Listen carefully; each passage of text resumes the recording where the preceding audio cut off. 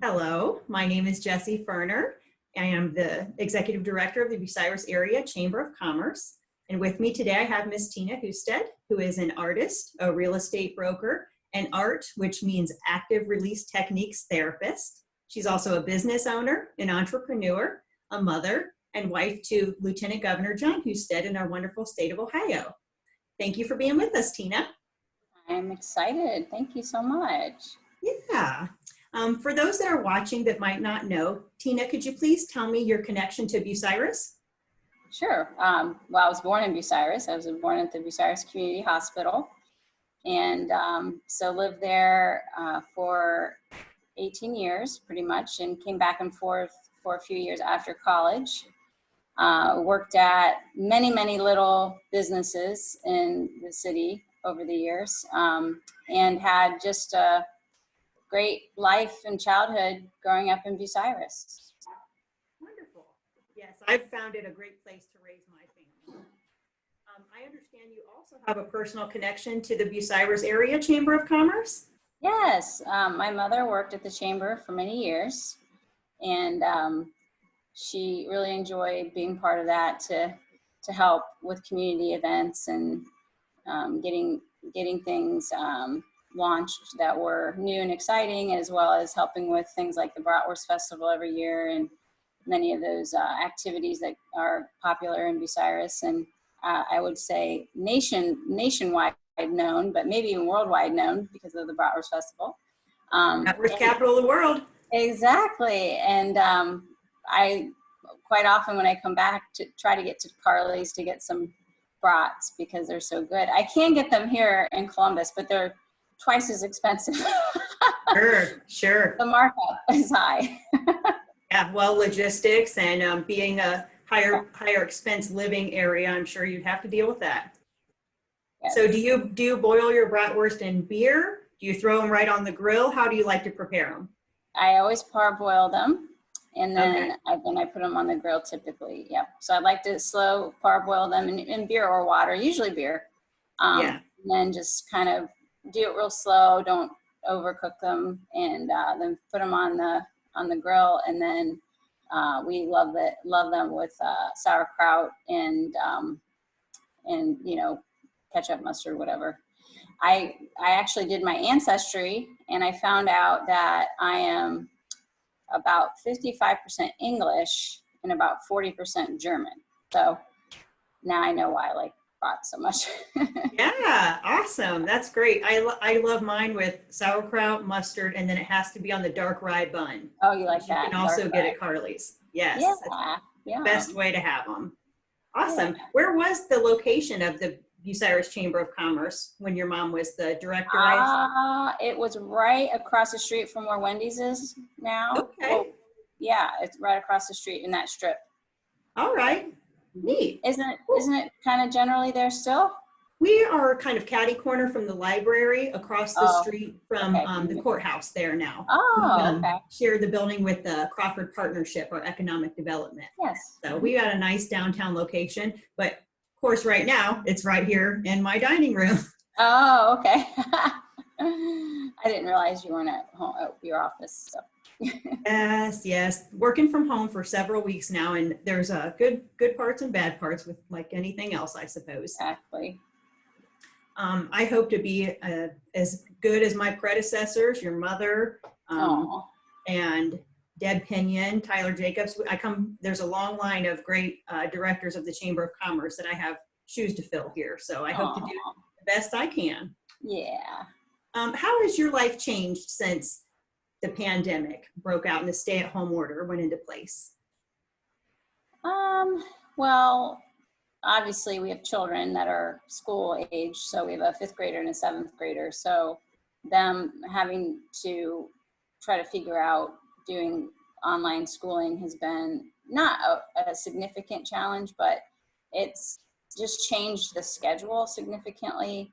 And then of course, John has been working nonstop since the pandemic has hit the United States. So he really pretty much is up, 6:37 on the phone and isn't off the phone most nights until after 9 or 10. He does take breaks for lunch and for dinner. Most of the time he is, well, he's home about, let's just say he goes down for the press conferences and any work at the Rife Tower with his team, but he's not there more than 4 or 5 hours a day. So he's mostly here working.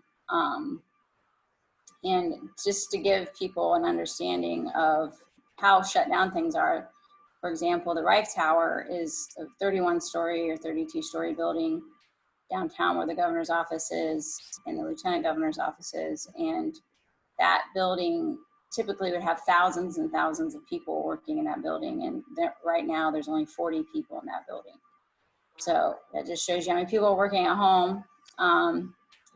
So, you know, they try really hard to do everything they can to sanitize and stay 6 feet from each other, wear the mask, all those things. So, but the biggest change I think for me is I'm a kind of a schedule person, and this has really thrown my schedule off. One would think when you're at home, you would get more done in terms of, for me, being an artist, I could work more on my art, and it has actually taken away time from my art, which has been a little a point of frustration for me. And then, you know, the girls want attention because I'm here, which is fine, and I love it. I mean, we've bonded so much, the kids and myself, on this time together, and I really, truly am thankful and blessed for that. But it's just different. I mean, I know every single one of us are experiencing this differently.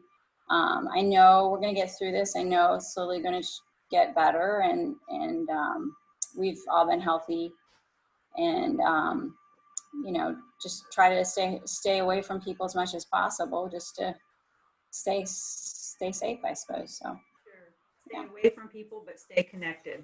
Yeah. I'm sure I can speak for the entire Bucyrus community in saying we're very thankful to have such competent leadership, you know, in charge for our state.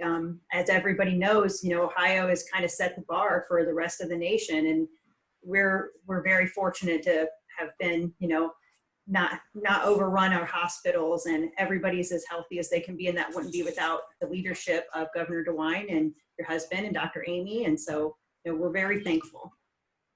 Aw, thank you so much. So Columbus is slowed down a lot, probably pretty quiet on the streets. Oh, for sure. I mean, I've had a few friends go to work and they said that there's literally very little traffic. And I do still do a little real estate. I've had a couple properties I've been managing with some people. Not as busy as I would have been at this time of year, but so I have been out, but most of my work is pretty local to where I live, so I don't have to go very far. But yeah, so people are, you know, most people are working from home if they can. The one thing I have also noticed is people are exercising more and getting out on walks and spending more family time together, which I think is great. And you can definitely tell people are bonding in that regard. So that warms my heart to see people spending quality time with each other in a way that before, you know, our family would have been rushing around. This is softball season, spring softball season for one of our daughters. And then they are both going to be playing in a competitive basketball travel league, both of them. So between that and the other travel league, it would have been really busy for us. And then with John's schedule and my own work, I mean, in the evenings, it's just running from one thing to the next to the next. So again, one of the blessings is that we can spend more time together as a family. We can have a dinner together as a family. Put a lot of pressure on me to cook every night, which I enjoy cooking, and I'm fortunate for that. But you know, just having the opportunity to be together in this way has been, you know, it's been truly great. And you know, we'll all look back and say, do you remember when we went through that? And I think there'll be a lot of really fun memories, even though it was hard. This isn't that hard. I always try to remind myself this isn't that hard. It's a sacrifice. Different. It's different. It's a sacrifice. It's a loss of feeling like you can do whatever you want to do whenever you want to do it, because we've been so accustomed to that. And truly, I don't like that feeling, but I also recognize that it's to help everyone through this process, and we'll get through it, and hopefully everybody will be okay on the other side that we know and that we love. There's a lot of silver linings. Yeah. I definitely appreciate being able to spend this time with my family. My pets love it. They love having me home. So there's definitely some blessings. And I hope the same thing, that when we look back and remember this time, that we remember all the great things that came out of it. Right. And also remember to not take things for granted. I mean, there's so much convenience that we had in our day-to-day lives that's been taken away, that we have to remember to not take those little things for granted.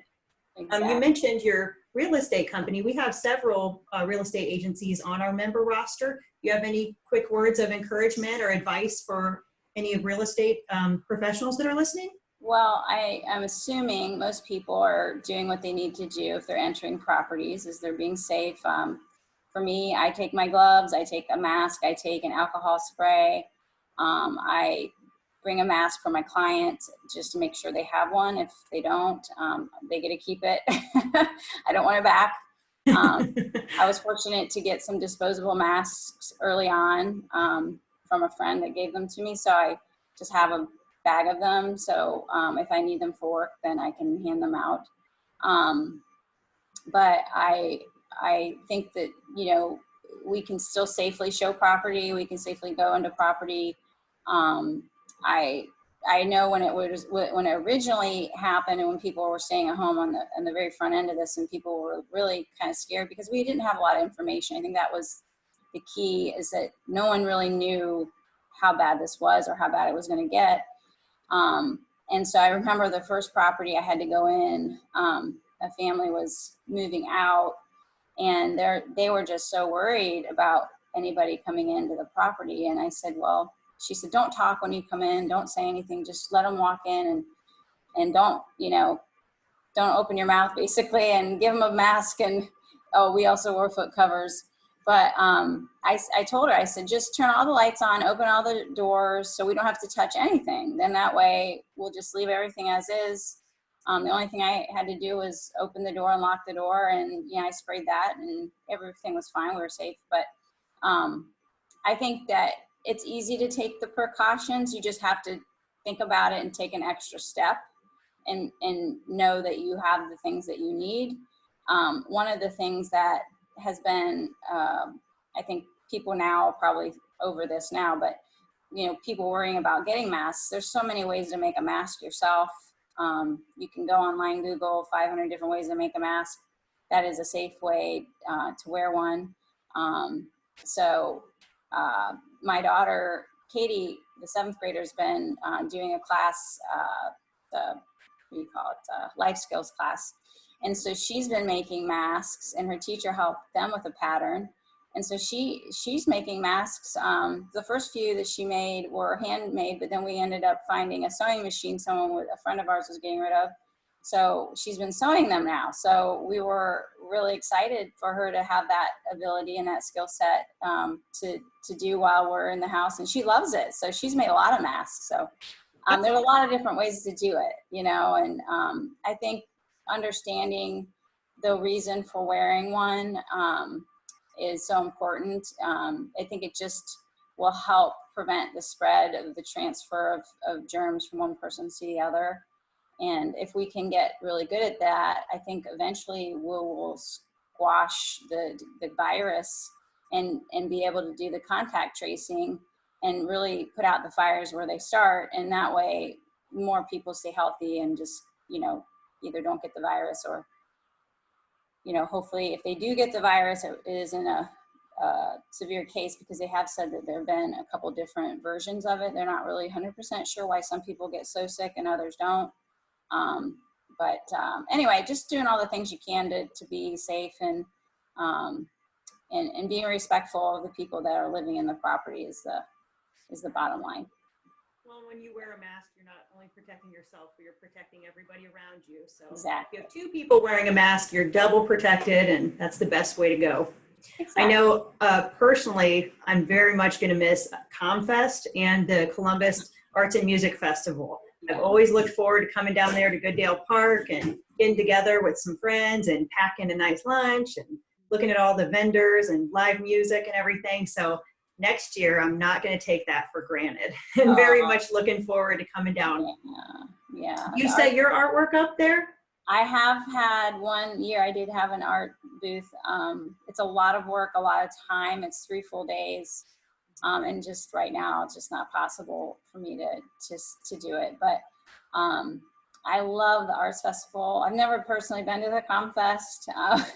I know a lot of people that go to it, but I just have not gone to it.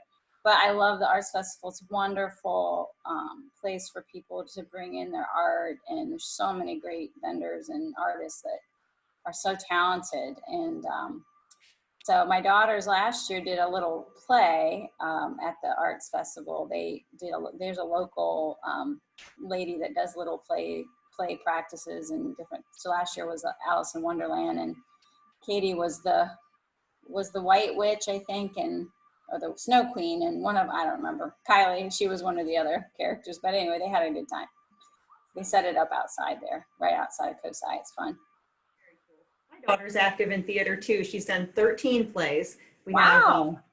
She's her first role was Molly in Little Orphan Annie. So that was really exciting. She was very young. And then her biggest role she's had so far was Imogene with the Christmas play that they did here at Bucyrus Little Theater, which was the greatest Christmas pageant ever. So that was a lot of fun. So I love theater. Do you use the little Bucyrus Little Theater? Does she ever do any plays there? Yep, that's where she's done the bulk of them. And then we also have a theater company called Crawford Theater Company that was started by a local lady named Betsy. She's a whiz at making costumes and that kind of stuff. So we're so fortunate in Bucyrus to have 2 quality theater companies, as well as the school productions that they put on. So fun. Love theater. So I don't want to take up too much of your time, but did you have a favorite shop or restaurant that you enjoyed going to growing up in Bucyrus? Well, there weren't a lot of shops in Bucyrus when I grew up. There was a department store downtown. I don't even remember the name of it. It used to be at the corner. It was across the corner from United Bank, which is now a healthcare facility. I can't remember the name of that store. And then the restaurant, well, my favorite pizza place was Pisanello's, which is still there. Oh yeah. Goodness. We love Pisanello's. That's my favorite. So when I go there, I always try to get one of those big pizzas to take it home. And you can't replicate that pizza. I don't know what they have some secret sauce or something. Yeah, they do. That's my husband's favorite. And John Gobrick, the owner of Pisanello's, is going to be so happy to hear that you said that. I know that a lot of people were either Pisanello's or Bakers, but for me, it was Pisanello's for sure. And I'm just trying to remember. Well, my brother and I worked at the sandwich shop, which is no longer there. It's Baker's now. Oh, is that Baker's? Okay. Mm-hmm. So we worked there, and then I have to give a shout out to our friend Chris Gazaris, who owns the Hero Palace or Hero Shop. The Little Athens, the Greek. Yes. Yeah. Mm-hmm. Yeah. So he's a high school friend of my brother's, my older brother Mick, and great heroes. But that wasn't there when we were growing up. But we're excited for him. It's a great little shop, and he's a funny guy. Yeah, they're neat. They're a neat family. Great people. So yeah, delicious food too. Yeah. My first job was at the sandwich shop as well. I used to push the cart out. They had a cart that they had in the front for the lake traffic going by on the weekends. And I started there at 14 years old and sold bratwurst for $4.15 an hour. So I remember. I worked there, and I also worked at there's some Tasty Freeze, or there was like a little dairy shop right downtown. I worked there. I worked at the Hallmark store. There used to be a Hallmark store on Main Street. And at the sandwich shop, getting back to the sandwich shop, I was a hostess there. And I'll never forget, I was helping somebody deliver some drinks, and I spilled an entire glass of iced tea on someone's back. I felt so bad. Oh, yeah. They didn't upgrade me to waitress after that. Oh, man. Bummer. I was a waitress for a lot of years, and my worst debacle was a whole plate of hot pancakes it was at Bob Evans, so it had the caramel and the whipped cream and everything. I dropped it right in a gentleman's lap. And Oh no. needless to say, they replaced his pancakes for free, and I got him a wet towel, and we made the best of it. But yeah, I miss waitressing some parts, but other parts like that, having to be graceful and quick on your feet, I don't miss. Right. All right, Tina. Oh, what were you going to say? No, I was just thinking of other jobs. So I also worked at the Ohio Mutual Insurance Company. Worked there in the summers when I came home from college. One of the most boring jobs I ever had. And because all I did was sort papers. It was just very boring. I mean, the people were nice, but it was just a boring job. And then, my dad, one summer I didn't have a job. My dad made me work at Kentucky Fried Chicken. He said, if you don't get a job, I'm going to find a job for you. And he did. He found me a job at Kentucky Fried Chicken. And he said, you're going to work here if you want to find something else, but that's fine. So I lined something else up first. I was pretty unhappy about that one. And I worked there for 2 weeks and I was ready to get out of that. So I found another job quickly. The motivating factor. Yes. That's what pushed me to go start a career. Is I hated my job so much. I was working at a sorting place, sorting auto parts, and I just hated it every day. And I thought, I have got to do something. I wasn't having a real good time finding another job. I was kind of running into some roadblocks, and it was during the time when you were lucky to have any job. So I started at Marion Technical College in HR, and that kind of pushed me to start that education. And I felt better just doing something to make sure I was moving forward. So, yeah, that's great. Good stuff. Yeah, you've had a lot of jobs in Bucyrus. I know. It's been a lot of fun. I think it's good to put young people to work. Let them learn how to, be wise with money and time management and all that good stuff. Exactly. Yep. My parents were very serious about us learning early. Our very first job actually was our paper route. My brothers had a paper route, and when they started sports, I inherited the paper route in our neighborhood. And looking back, it was great discipline for us to have that every day after school or on Saturday mornings to get up and to do that, even though we really didn't want to. We shared it for the most part until they were really busy, and then I kept it up. Until I think I was 13 or 14.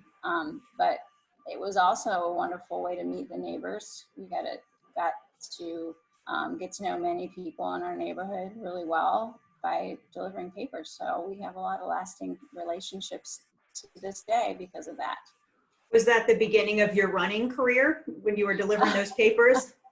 I guess you could say that, but I laugh because I have some old pictures of me running when I was a kid that my dad always said I just loved to go sprinting up and down the road and see how fast I could go. And but I do remember once I started training in seventh grade track was when I first actually started, really competing, I guess.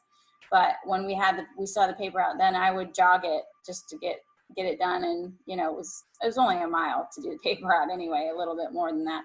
So, but no, I think the running, it's an interesting thing because I ran in high school and junior high school, and then in college for a couple of years. And then I took a long time off and didn't run again until my late 30s. So it's just strange how I got back into distance running and much longer distance running.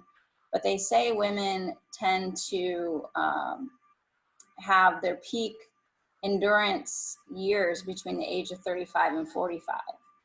Wow. Hope for me. I'm right smack dab in the middle of that. There you go. Well, if you peak like endurance.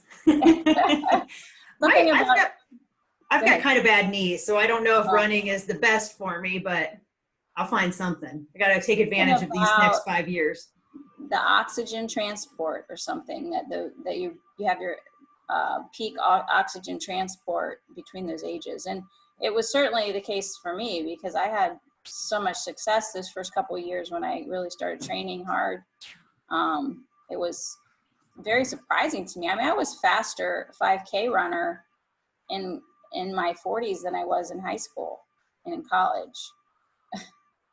Awesome. Well, that gives me some hope for the future. There you go. Excellent.